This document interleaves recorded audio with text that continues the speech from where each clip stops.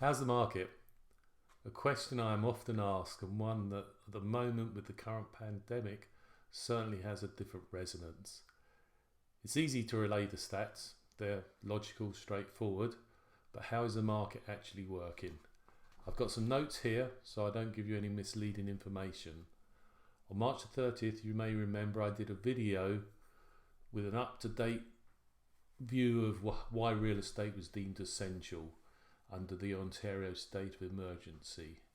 But how has it evolved?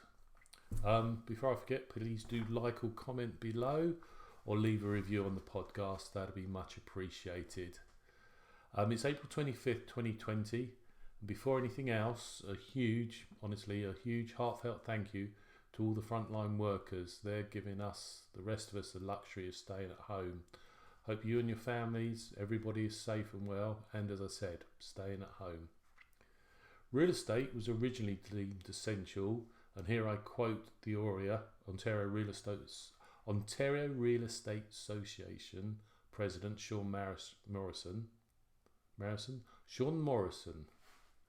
to ensure homeowners with closings coming, people who have bought and need to sell to afford it, sellers that sold and have to buy or have nowhere to live are able to transact and don't suffer in these already stressful times. That's pretty succinct but pretty wide ranging. What we've learned since then is, as I say, essential is pretty broad. People do need to buy and sell for various reasons. They need rather than want to. Life events and financial considerations come into play. Realtors, and again, are permitted to continue to support clients who required services to close on their transactions or families who need to find housing. As Sean Morrison further said, but let's be clear, the news is not a pass to carry on like it's business as usual. Certainly not business as usual. The province, again, fully expects realtors to use all the tools at their disposal to work with clients and close transactions remotely, adhering to all the advice for public health officials. There's no doubt the market in Wasaga Beach has slowed. Between March 1 and March 23rd, there was a total of 30 sales, and that was slightly above 2019 figures. Again, excuse me for reading this off. I just want to make sure I get it exactly correct. The state of emergency was announced on March 23rd, and in the following week, only 3 sales. From April 1st to 21st, 2019, last year saw a total of 28 sales. The figure for the same period this year was 16. Considerably lower, but there's still a market. People are still buying and selling. That's the main thing to remember. Now, I've been looking and printing stats weekly because it's such a fast-moving, evolving market at the moment. Last week, compared to the previous 7 days before, 2 weeks ago, definitely saw an upswing in activity. People are getting used to the new norm for buying and selling, and realtors are as well. This week saw 14 new listings. Last week it was 8. Last week 8 homes sold conditionally compared to 10 this week. And the biggest increase has been in firm sold listings, up from 3 to 10 now. That's a great sign.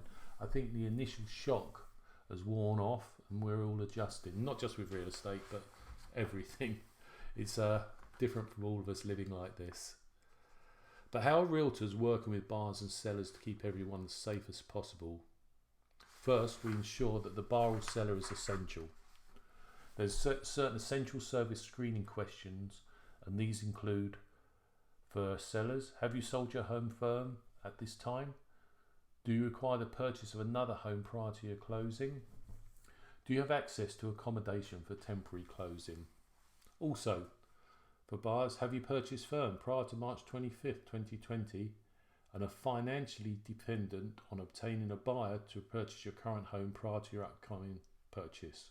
Basically, if somebody's sold recently, especially pre-March 25, and they need to sell now to buy and not own 2 homes, obviously essential.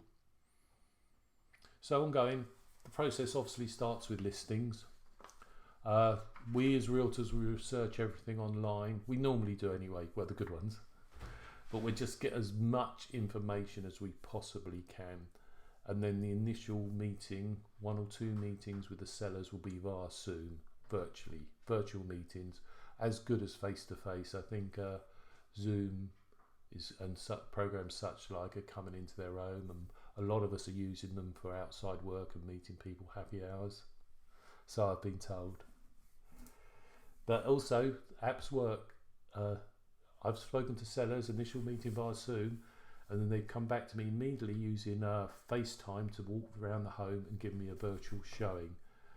If both of us decide a physical viewing is necessary, if I need to go round, maybe it's got some unique features that aren't obvious, then myself or any realtors, we're under orders and instructions quite rightly to take all necessary precautions.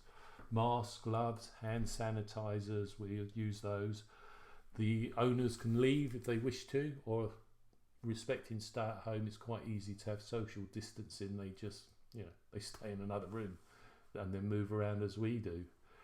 Sellers will open all the cupboards, the closets, leave all the lights on. So again, we touch as little as possible, and hand sanitizer is our friend, even with gloves as we go round. All documents, the next stage, all documents can be signed electronically via email. If you want to, I've done a recording, a video on DocuSign, so if you'd like to see that, just please drop me a note and I'll send that over. A very simple process, totally legal, and a godsend in all honesty in these days. Now, ideally we do want photos, videos, 3D tours, and again the photographer, videographer will use all the necessary precautions. The sellers can leave the lights on, social distance, make sure the house is perfect so the photographer, for example, doesn't have to touch anything. Then masks, sanitizers, etc. will be used. Now, with everything, selling, my visits, the sellers themselves, photographers, and moving forward, buyers and buyers agents, all parties are asked to sign. All parties are asked to sign a release of liability waiver form. If you'd like to see a copy of this, again, contact me. Some of the questions, obviously name and surname. Have you returned from another country within the last 14 days? Have you been in contact with anyone who's travelled within the last 14 days? Have you experienced any cold-like or flu symptoms in the 14, etc.? Did you sanitize and wash your hands when you entered? And are you familiar with the best practices? I sign that, the sellers sign that for my safety, to be perfectly honest, and any buyers, the buyers sign it, home inspector, photographer, everybody. And it's a legal document, and we're basically acknowledging there's a voluntary health risk that we are accepting, and we're not legally hold anybody other accountable at a later date. We signed this, we said we're in the best thing, we've given that, but we know, there's a risk. Face-to-face meetings, unfortunately, there's a risk. Promoting the listing, the next stage once it's signed, it's all online. As realtors, we do go out to see people, we talk to other realtors, but the vast majority of marketing is online, so we're in a good position that way. Realtor.ca, the Remax brokerage website, Resale Beach Talking, our own personal website, social media with Facebook. You're watching this on Facebook or YouTube at the moment, or possibly listening to it. Direct email with links to the 3D tour, etc. The marketing, it's been upped. The good realtors have always done it. You've always done as much as possible, but we fully realise now that virtual showings, what I'm finding more and more is a lot of realtors are doing video tours, more 3D tours. Jeff McGuinness and myself have always done it. We've got our own 3D camera for the last 5 years. But, it makes the viewings virtually accessible. That'd be the best way. Now, what I want to emphasise, and it's obvious, but not many people think about it, is there's a huge number of homes bought each year, practically virtually. The buyers don't actually see the home. That's true. New home builds, that's the answer. I built 2 new homes, one here and one in England, and we work from floor plans. There was a model home, but it wasn't the actual model we were buying. The floor plan was different. It was just basically to see finishes, and all the papers were signed, we committed without actually seeing the home. So it's not that unusual to buy a home without physically going in. So just remember that, please, if you're a bar and you're being asked to do virtual tours, virtual showings. Now, with resales rather than new builds, we ensure that the bars have viewed and looked at all the material available. They're as prepared as possible. Pre-COVID-19, a lot of bars would give a list of 6 or 7 houses. Some of it was padding. There's no doubt some of it's padding. They knew 3 or 4 they liked. They just wanted to see some others to make the day worthwhile, or the realtor would possibly think something could work from what they said. But now we try and really whittle that list down. If there's any deal breakers, it must be 3 bedrooms on the main floor, for example. If there's any homes with 2 bedrooms, and that's an obvious example, it's immediately disregarded. Don't know what disregarded is. Disregarded. The aim is to limit or negate face-to-face contact and physical viewings to reduce the risk. Something I strongly recommend is an offer conditional on the property viewing. The in-person showing is a condition of the offer, along with all the other conditions, home inspection, finance, insurance, well and septic if necessary. That way we can negotiate the offer, the price can be agreed, the inclusions, the closing, everything can be agreed before the physical showing. Now, fully understandable, 99% of people want to go in the home before actually committing themselves. But imagine somebody had arranged to view a house and physically gone into the house, and there's a risk for the realtor, for the buyer, for the seller, maybe a very low risk with all the precautions, but an element of risk.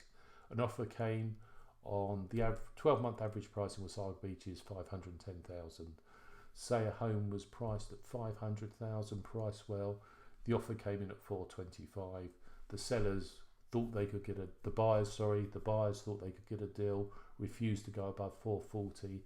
You're 10 to 15% out, the deal doesn't come together, it's not accepted. Or the buyers need a 30-day close, the seller's house they're moving into won't be ready for 90 days and they're not willing to meet in the middle or one way or the other. Now, 5 days later, somebody gets ill, and we would track it back to the viewing, and everybody's sitting there saying, why did we have this showing when we couldn't get together on price and closing? So that's why I strongly recommend, and it's a leap of faith, I understand, but getting an offer in place before the physical viewing. The buyer's covered because they've got that condition to physically view it.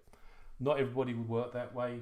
Some buyers insist on seeing a home, understandably, before any offers, and with that, all the normal, as per the listing meeting or the photographer, all the necessary precautions, lights left on, cupboard doors left open, gloves, masks, hand sanitizer, waivers, etc. are signed. As with all listing agreements, all buying agreements can be signed electronically, so again, no face-to-face meeting. Finally, leading up to closing, measures are being put in place and used definitely to limit or negate face-to-face meetings right up to closing. Lawyers will work electronically. Keys will be left in a lockbox on the house for closing. Now, just one last thing. A lot of these are practical steps, but within the offers, they should all now have the COVID-19 clauses that cover events outside of the bars and sellers' control because of COVID-19. There's a list of clauses here. If you'd like a coffee, I'd love a coffee. If you'd like a copy, just drop me a note. For example, if a lender or the land registry office is closed, it's been shut by the province under the state of emergency, there's provisions to get the house closed at a later date. One way or the other, we'll get it closed. Everybody's working to the same end, but there is things out of our control. So if you'd like a copy of these clauses, let me know. Please do contact me with any questions. As I said, if you can like, comment or leave a review, it'd be much appreciated. As always, I hope this was useful, and please stay safe.